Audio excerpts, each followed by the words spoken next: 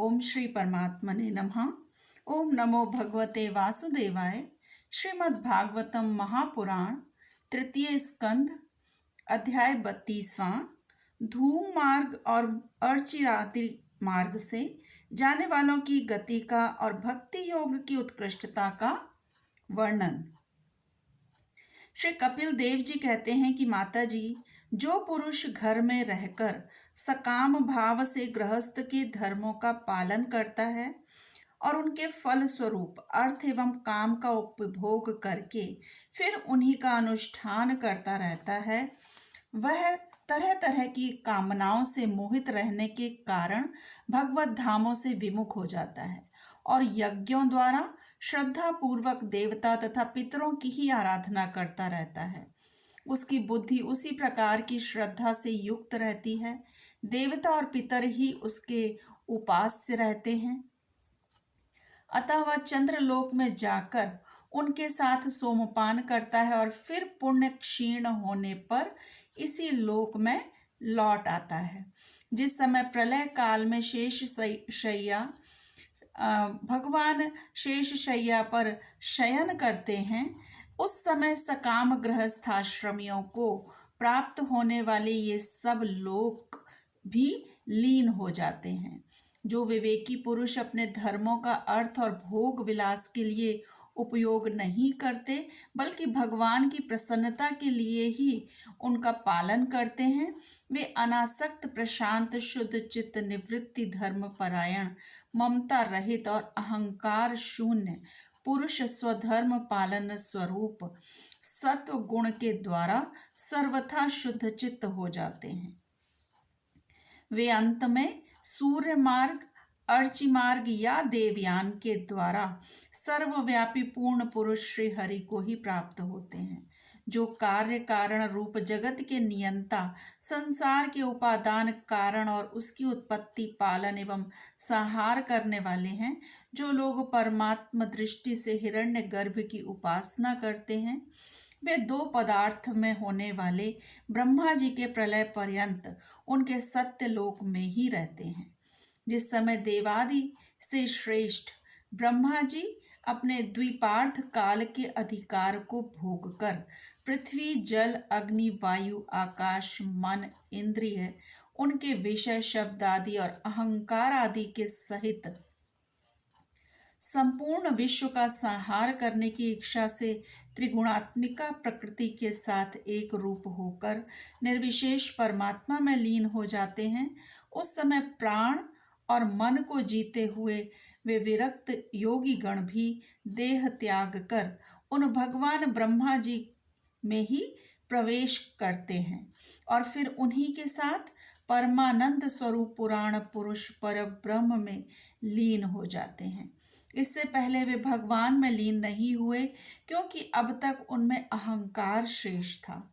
इसलिए माता जी, अब तुम भी अत्यंत भक्ति भाव से उन श्री हरि की ही चरण शरण में जाओ।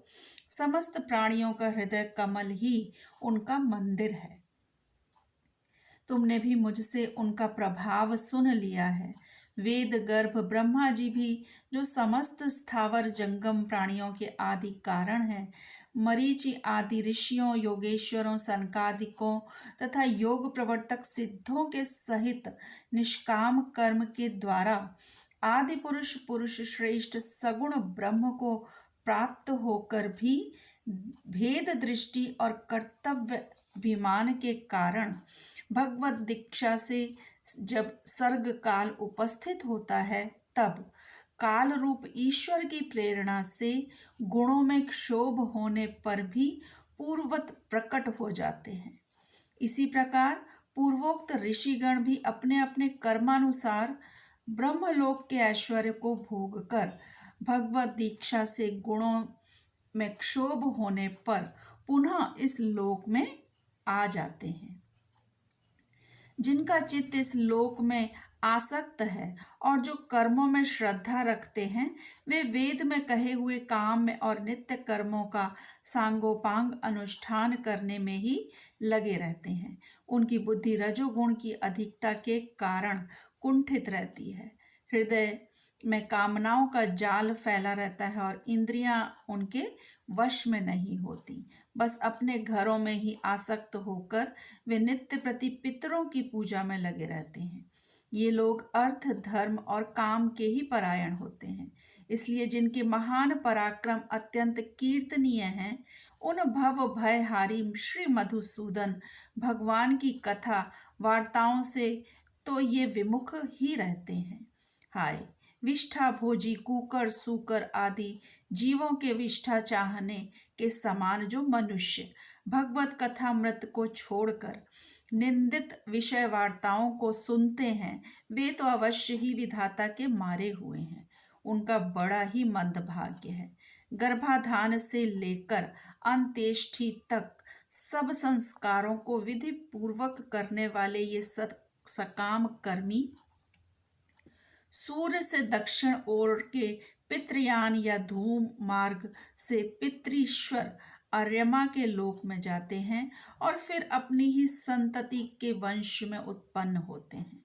माता जी, पितृलोक के भोग भोग लेने पर जब उनके पुण्य क्षीण हो जाते हैं, तब देवता लोग उन्हें वहां के ऐश्वर्य से च्युत कर देते हैं और फिर उन्हें विवश होकर तुरंत ही इस लोक में गिरना पड़ता है।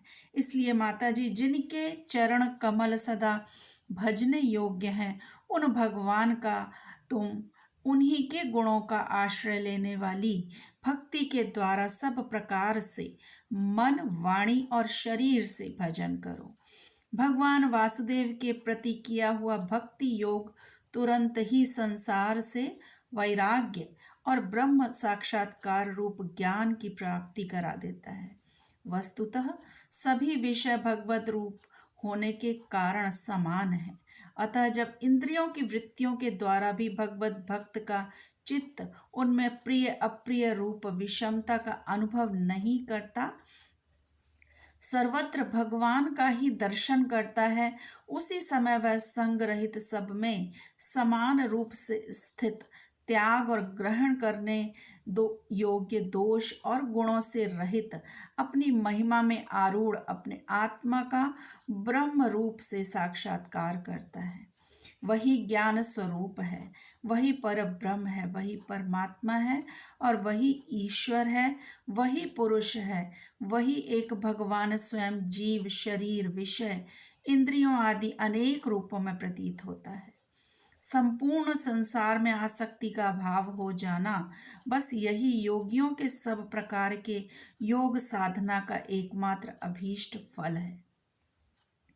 ब्रह्म एक है, ज्ञान स्वरूप और निर्गुण है, तो भी वह बाह्य वृत्तियों वाली इंद्रियों के द्वारा भ्रांतिवश शब्दादि धर्मों वाले विभिन्न पदार्थों के रूप में भास रहा है। जिस प्रकार एक ही परब्रह्म महतत्व वैकारिक राजस और तामस, तीन प्रकार का अहंकार, पंच महाभूत एवं 11 इंद्रिय रूप बन गया और फिर वही स्वयं प्रकाश इनके संयोग से जीव कहलाया, उसी प्रकार उस जीव का शरीर रूप या ब्रह्मांड भी वस्तुतः ब्रह्म ही है, क्योंकि ब्रह्म से ही इसकी उत्पत्ति हुई है। किंतु इसे ब्रह्म रूप वही देख सकता है जो श्रद्धा, भक्ति और वैराग्य तथा निरंतर के योगाभ्यास के द्वारा एकाग्रचित और असंग बुद्धि हो गया है। पूजनीय माता जी, मैंने आपको यह ब्रह्म साक्षात्कार का साधन रूप ज्ञान सुनाया। इसके द्वारा प्रकृति और पुरुष के यथार्थ स्वरूप का बोध हो जाता है। देवी, निर्गुण ब्रह्म विषयक ज्ञान योग और मेरे प्रति किया हुआ भक्ति योग, इन दोनों का फल एक ही है, उसे ही भगवान कहते हैं। जिस प्रकार रूप, रस एवं गंध आदि अनेक गुणों का आश्रयभूत एक ही पदार्थ भिन्न भिन्न इंद्रियों द्वारा विभिन्न रूप से अनुभूत होता है, वैसे ही शास्त्र के विभिन्न मार्गों द्वारा एक ही भगवान की अनेक प्रकार से अनुभूति होती है। नाना प्रकार के कर्म कलाप, यज्ञ, दान, तप, वेदाध्ययन, वेद विचार, मीमांसा, मन और इंद्रियों के संयम, कर्मों के त्याग, विविध अंगों वाले योग, भक्ति योग निवृत्ति और प्रवृत्ति रूप सकाम और निष्काम दोनों प्रकार के धर्म, आत्म तत्व के ज्ञान और दृढ़ वैराग्य, इन सभी साधनों से सगुण निर्गुण रूप स्वयं प्रकाश भगवान को ही प्राप्त किया जाता है। माता जी, सात्विक, राजस, तामस और निर्गुण भेद से 4 प्रकार के भक्ति योग का और जो प्राणियों के जन्मादि विकारों का हेतु है तथा जिसकी गति जानी नहीं जाती, उस काल का स्वरूप मैं आपसे कह ही चुका हूँ। देवी, अविद्या जनित कर्म के कारण जीव की अनेकों गतियां होती हैं। उनमें जाने पर वह अपने स्वरूप को नहीं पहचान सकता। मैंने तुम्हें जो ज्ञानोपदेश दिया है उसे दुष्ट, दुर्विनीत, घमंडी, दुराचारी और धर्म ध्वजी दंभी पुरुषों को नहीं सुनाना चाहिए। जो विषय लोलुप हो, ग्रहासक्त हो, मेरा भक्त न हो अथवा मेरे भक्तों से द्वेष करने वाला हो, उसे भी इसका उपदेश कभी नहीं करना चाहिए। जो अत्यंत श्रद्धालु भक्त, विनयी, दूसरों के प्रति दोष दृष्टि न रखने वाला, सब प्राणियों से मित्रता रखने वाला, गुरु सेवा में तत्पर, बाह्य विषयों में अनासक्त, शांत चित्त, मत्सर शून्य और पवित्र चित्त हो तथा मुझे परम प्रियतम मानने वाला हो, उसे इसका अवश्य उपदेश करें। माँ, जो पुरुष मुझ में चित्त लगाकर इसका श्रद्धा पूर्वक एक बार भी श्रवण या कथन करेगा, वह मेरे परम पद को प्राप्त होगा। ओम नमो भगवते वासुदेवाय। श्री कृष्ण अर्पणम अस्तु। हरे कृष्णा। अगर आपको मेरा चैनल और मेरी वीडियोस पसंद हैं तो मेरे चैनल को सब्सक्राइब करें और वीडियोस को लाइक और शेयर करें। हरि ओम तत्सत।